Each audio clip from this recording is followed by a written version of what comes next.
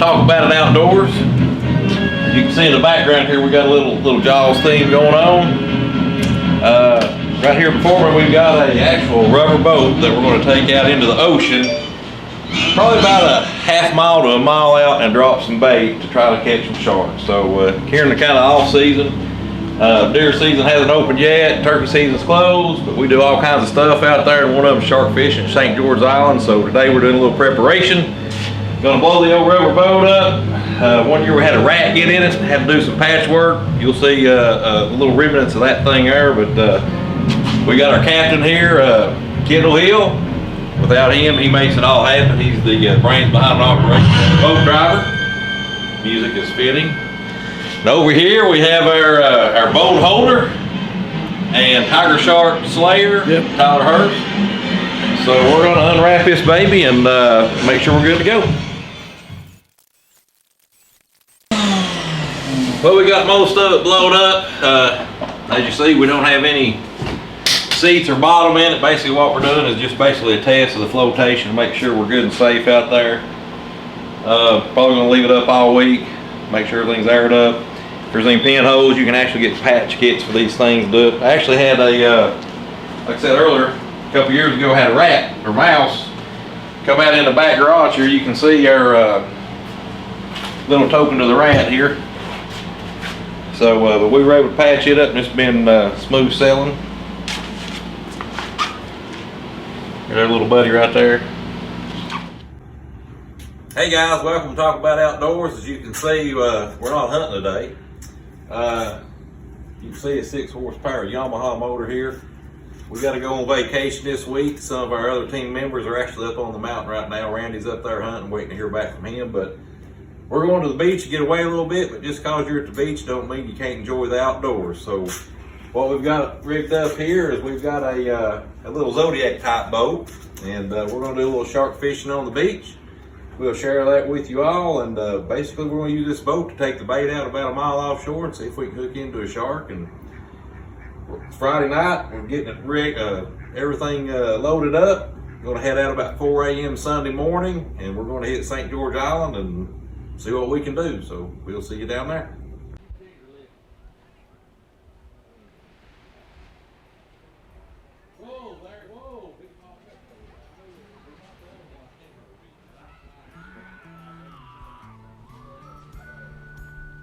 We're getting ready to rig the reels up here and the rods. So we were just going to kind of tell you some of the gear that we use, but first we want to let everybody know our captain here, Kendall, he's hard at work. We can't make this happen without him. He's when we get into the boat put together, you'll see how important this man is. But we're getting ready to do some shark fishing here in Florida, and like I've said before, just because you're on vacation don't mean you can't enjoy the outdoors. So we've been doing this for several years. It started off just like most of you guys and girls out there that enjoy fishing. You come out here and you take a small rod and reel, and you might catch some bluefish or some little stuff in the surf. And we have escalated up from that, obviously. You'll see some of the big reels we have here. And we started what you call land-based shark fishing. A lot of people do this, and we're just kind of going to go over the gear that you need, what it costs to get you set up to do this. You can do it fairly economical, but to start out with some of the gear here, basically what we use is pin reels. They've been real good to us. We have some different pins that we use. We have a 50 wide that we use. It's got 2 different gear sets. Kendall here is actually rigging up the 14-aught, which is probably one of the bigger pins that you can get. Basically this is spooled with 100-pound test from top to bottom. We have Kevlar attached with mono, and what he's doing now, once you get that, you have to put on what they call a top shot. Our top shot is this line here. It's 500-pound test. Show them, Kendall. It's a 500-pound test, and basically when you rig this up as your top shot, you want to rig it up somewhere in the neighborhood of 12 to 15 feet. The general rule is as long as the shark that you're targeting. These sharks have a lot of power in their tail. They can whip a line in two, so you want to make sure you have at least a 500-pound top shot. And what Kendall has here is our wire leader. Now we've actually purchased this one on Amazon. You can actually make them. with toothproof wire. This is a 500-pound wire leader, and I'll get it apart and show you what it consists of. So basically, after you get your 500-pound top shot on, you attach this swivel to your 500-pound top shot. And you accomplish that by, you'll see here Kendall's working. He's working with sleeves and thimbles. And basically that is a thimble. And what it does, it connects your two lines using a crimper. Then you put on sleeves, such as this, which is what Kendall's doing right now, if you can see him hooking everything together. And that is your basic rig up on connecting your top shot and your wire leader. It's a fighting harness, but it's a seat.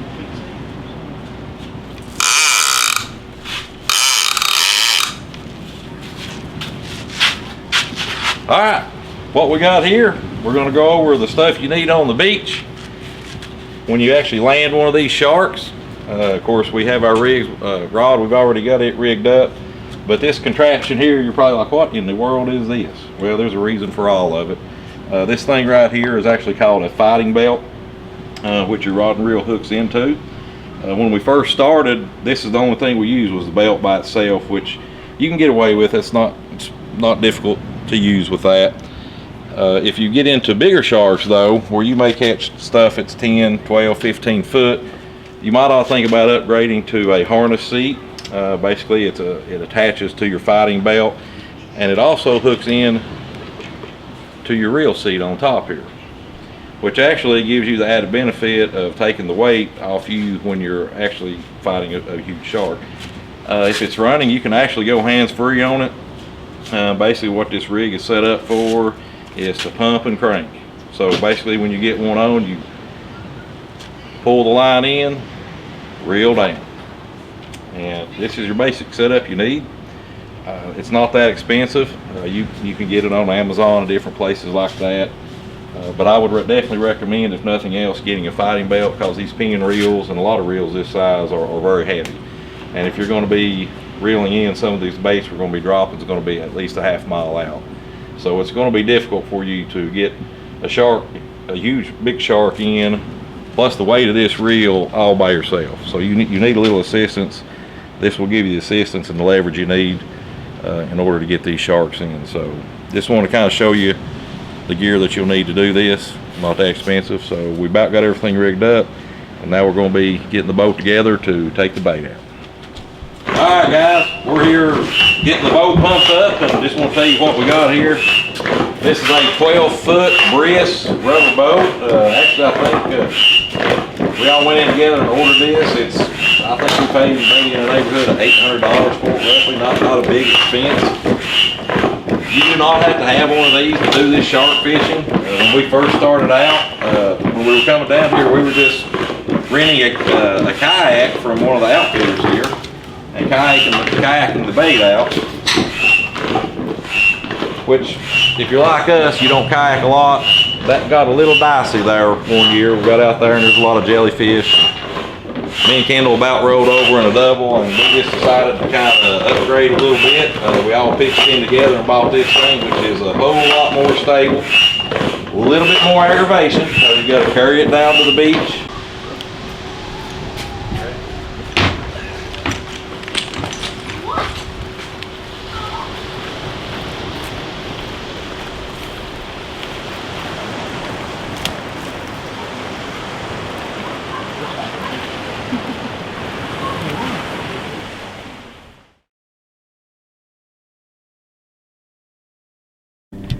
Hi guys, my name is Tucker, and we're gonna kill a deer or a doe or a hog, and it was hard to set all this stuff up. So, Dad, you guys feel my pain, I'm sure. You're setting a blind up. You're getting everything together. You're down off in hill country. And then plus you're got this camera stuff. And it may have been a little bit harder than what I thought it would be with the camera stuff alone. But anyway, we got it set up, full moon. You couldn't dial up better temperature wise, but full moon nonetheless. And we figure you got two options. Either you set it home, don't hunt, or you get out and get after it best way you can. So Yeah. that's what we're doing, ain't it, Tucker? Yeah. We're gonna try our best to kill something. Yeah.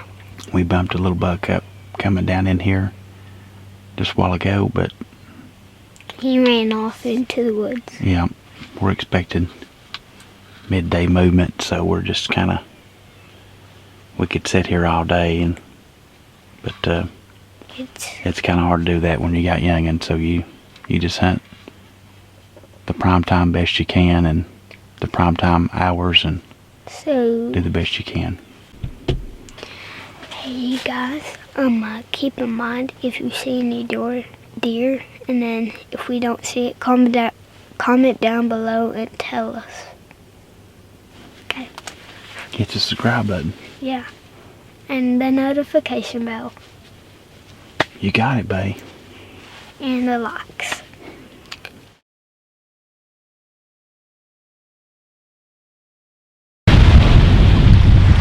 Alright guys, we finally made it down here on the beach. We've got the boat blown up, rod and reels are ready to go. We're getting ready to hook up some bait on and get it out there and see what we can do. Now what we got right here, this is actually bonita. You can buy this at most of your little shops, wherever you're at the beach. We're going to be baiting today with bonita. And we've also got some stingray over there we're going to bait up on some of the other ones. So if you use bonita, it's real soft. It'll tear off your hook if you hook it in the side or something by itself. One reason we like this, it's real oily. Sharks like stuff that's real fatty and oily. That's why we're using this bait. But today, we're going to do a little thing they call bridle your bait. And basically what you want to do is take a piece of this right here. I like to have a little bit heavier test. This is 10 pound. Normally we use 30 or 40, but this will work. But what we're going to do is you got to get a little thing called a bait needle. Okay, if you can see that. Now you take your 10 pound test, and this right here is a 20-aught non-offset hook, and you want to tie your test to the hook shank. Then you want to tie a loop into the other end, if you can see it, that connects into the bait needle. Okay, and what this is going to do is actually it's going to secure your hook to the bait where it'll stay on your hook longer. Matter of fact, when we started doing this, like last year, we noticed when we started, if you have a long soak out in the ocean there for 8 or 10 hours, a lot of this fish will be deteriorated, but you'll actually pull the backbone up with it if you bait like this, so you feel pretty secure. You're still going to have your bait on. So when you take this needle, you want to kind of put it underneath. Of course, my loop slipped through, but you want to put it underneath the spine of your bait.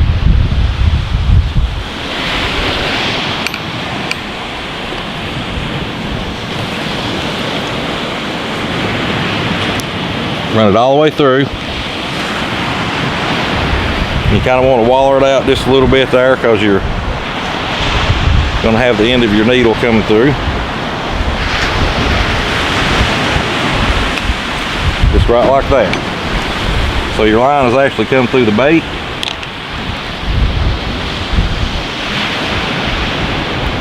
You want to put your hook into this. And you want to start twisting. I actually started out with a little too much line, but that's fine. You'll just do more twist.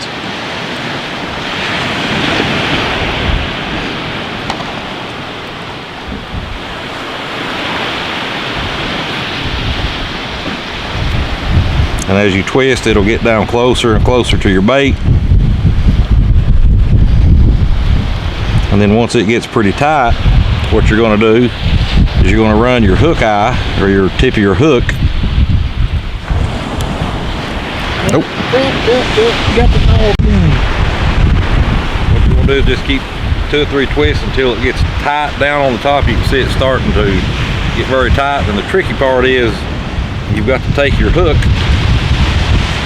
and go underneath that line on your last twist, right like that. And then once you get that underneath, and bring it up, your bait is bridled on there. It's not going to go anywhere. That fish will actually deteriorate off the bone before it comes off your hook. And plus your hook's not recessed if you get a bite. So that's how we do our bait.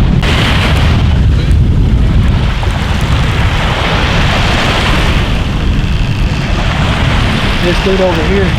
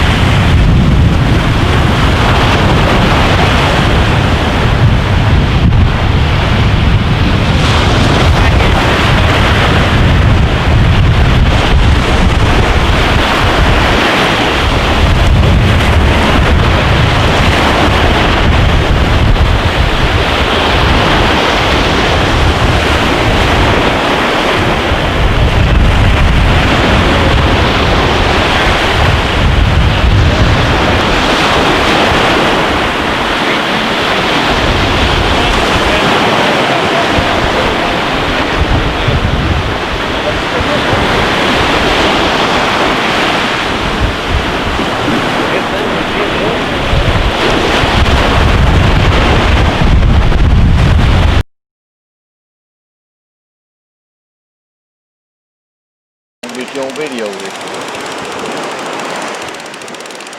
He's gone. Dang it. I felt him surge a time or two, and then he just like dropped it. All right, it's about 11 o'clock tonight. We've had our bait in soaking since probably 3:30, 4 o'clock. Not had a lot of luck. We had one, our far rod on the left there, we had a small run on it. Don't know if the shark or whatever let it go, but never did have any more activity. And as a good buddy of mine would say, Randy Jones, calf roast. Calf roast. What does that mean, Dave? Time to give it up tonight. Come back tomorrow. We'll do it again. Like I said, here, talk about it outdoors. We don't give up. We just keep going, making memories here. And the good thing about shark fishing on the beach is there's no activity in the water. You got a good fire, you got good friends, you got good stories. So we're gonna get the gear up, take a shower. We'll be back tomorrow. Get some sleep, be ready to go. All right. See ya.